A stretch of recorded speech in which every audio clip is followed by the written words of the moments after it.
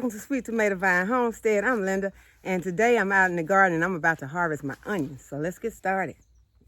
So this is the first bed that I want to harvest from. This is just one of the kids' beds, and they had some stuff planted in here earlier in the season, and later I took the bed from them because I needed some more space for my onions.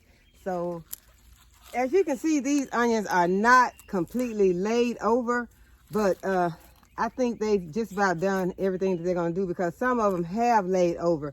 So they were all planted at the same time. I feel like there's only a matter of a day or so that the rest of them would probably be laid over.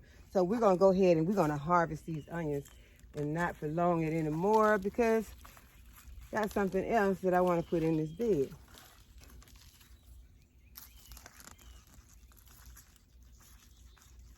Okay, y'all can see they're a nice size. They're not huge or anything, but it's my best harvest that I've ever had.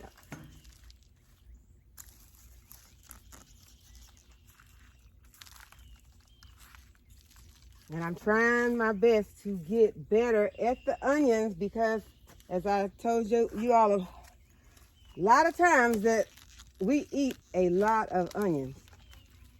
I had to come out here today and get one for my lunch, and it was really good. So we're gonna go ahead and we're gonna harvest our onions. We're gonna harvest these, and we're gonna harvest the ones that's in the 5-gallon bucket. The other onions that are in my raised bed, right now that bed needs to be weeded before I can get in there and even see where the onions are in that bed. The rain has caused those weeds to grow like crazy. So I am going to hold off on those for a while until I can get some of those weeds out of the bed. And I'll be able to see what I'm doing when I'm pulling onions. I don't want to pull anything else besides the onions, you know, because there are some other things in that bed. Also, I have some leeks in that bed, which the onion tops and the leeks tops look a little bit different. So I should be able to tell them apart, but have some tomatoes in there and some peppers. So I just would rather wait till I get the weeds out before I start harvesting the onions out of that bed. And as I told you all in a previous video, there are not that many in there because I harvest a few of those onions, but a lot of the onions just did not make it because of the frost that we had, the sudden frost that we had, the hard freezes that we had. Some of them just did not make it. So we are thankful for the onions that we have. Okay, so that's all for that bed.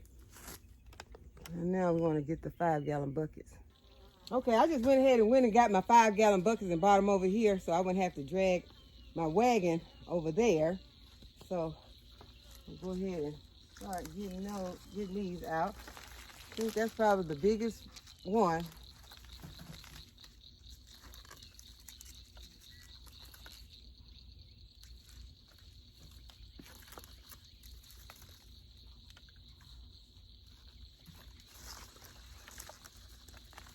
A big one and a little one.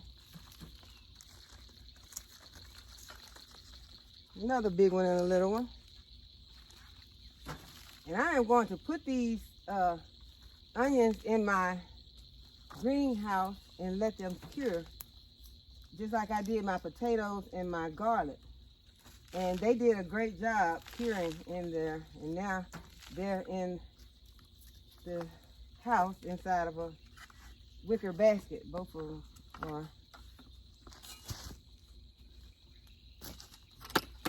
And they are delicious. I had both today. The garlic is awesome, and so are the potatoes. It is such a different taste, guys. If you have never grown your own potatoes, onions, and garlic, I would urge you to do so because it is a totally different taste.